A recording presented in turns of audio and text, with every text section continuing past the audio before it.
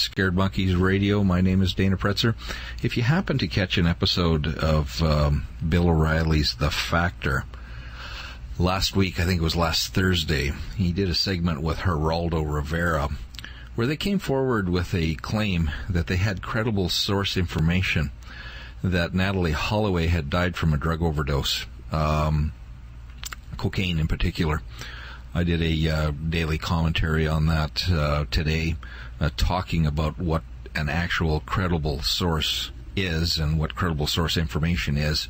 I'm hearing from listeners that O'Reilly didn't comment on that tonight. A lot of you were quite disappointed in it, and I thought we'd go to Jossy Mansour, managing editor of Diario in Aruba, tonight to talk about this claim and other news that has come forward in the disappearance of Natalie Holloway. Hi, Jossy. Hi, Dana. How are you this evening? Pretty good, thank you. Now, you heard this claim also on the O'Reilly Factor the other evening. It's caused a whole bunch of controversy. Let's start with that, and I get your comments, please. Well, you know, it's very hard for me to accept that any credible source here in Aruba would issue such a statement, because it's contrary to anything that is within reason. I mean, for you to be able to say that this girl died from an overdose of cocaine, there must have been an autopsy, there must have been a body, there must have been a direct eyewitness, there must have been a direct confession by one of the suspects. Exactly. I mean, to come out of the blue and say a credible source that you cannot prove, I think is very foolish, and it opens the doors to a lot of rumors and commentaries that are not pertinent to the case. It was just tabloid journalism, as far as I'm concerned. You've been a journalist for a long time, Jossy, and I don't imagine you or your reporters would come forward with something like that. Absolutely not. We have to research our things thoroughly, because whatever you publish today can blow up in your face tomorrow if you don't have the evidence to back it, or you don't have a very reliable source indeed. But it has to be something that is within logic. You can't just say that someone died from an overdose if there wasn't any kind of a medical examination that took place afterwards. I mean, you have to research your facts very well before you can publish or go public with such a statement. Now, they're claiming their source is a law enforcement official, a higher up, and you and I could probably pick who that law enforcement official is if this is actually true. And I have no doubt that they got some information and they ran with it. However, they never researched it. But last time you were on the program, you and I talked about this Amigo article that came out with a whole bunch of different wild rumors, speculation at best. Do you think this is tied into that, and they were just looking for a U.S. audience and fed O'Reilly this information? I think there is something of truth in that, because it seems to be a concerted effort by different factors that have come together to try to, let's put it this way, to try to liberate the island from the suspicions of being unsafe. Aruba is a safe island. I mean, we who live here know that. But we know it because we know that there are certain places we won't go to, certain things we won't do, like anywhere else in the world.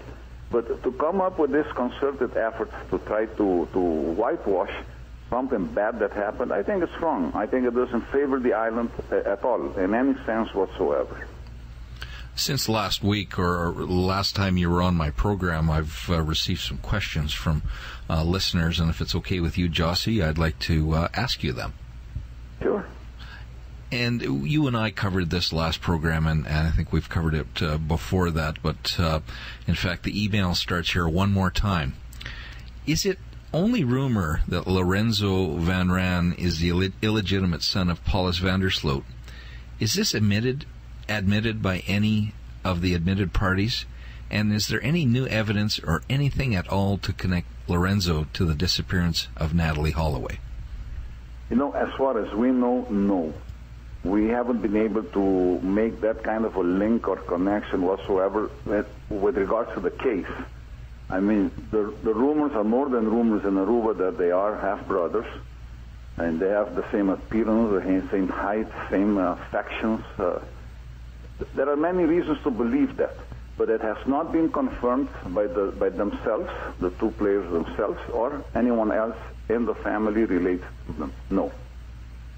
Has there been, since you've been on my program last, Jossy, any updates from the investigative team? No, we haven't heard anything about them. I mean, I know that most of them have gone back to Holland. There may be one or two of them left here. We're talking about the Dutch forensic team here. Correct, yeah. Yeah. I mean, the only thing we know that they did was they visited the areas, Paul van der Sloot's home, the Kalpoor residence, and they were for a very short while behind the lighthouse, but that's all they did that we know of that was public, because they don't speak to anyone. They shun publicity. Right. They won't give out any kind of statement. And they came and they left. Maybe there's one of them or two left on the island, at most. So they're keeping it quite close to the vest as far as what they've been doing. Yes. I think they're doing their job the way they used to do it in Holland, because in Holland also they don't go into publicity and all of that. Right. And some cases they solve, some they don't. I mean, it depends. Jossy, you and I have both seen the videos. Some have dubbed them the Chicago videos. In one particular video, there's a large clear plastic bag. It looks like it's at the side of a bridge, and beneath that, there's it looks like a pair of shoes. This video has been out for some time now. I'm wondering if there is a way that either you could help, or if you know if these investigators or forensic investigators have seen this video, analyzed it, and are using it as an investigative aid. There is no way for us to know, because we tried to contact them to give them a copy of it, because we made a copy specifically on the request of some family members.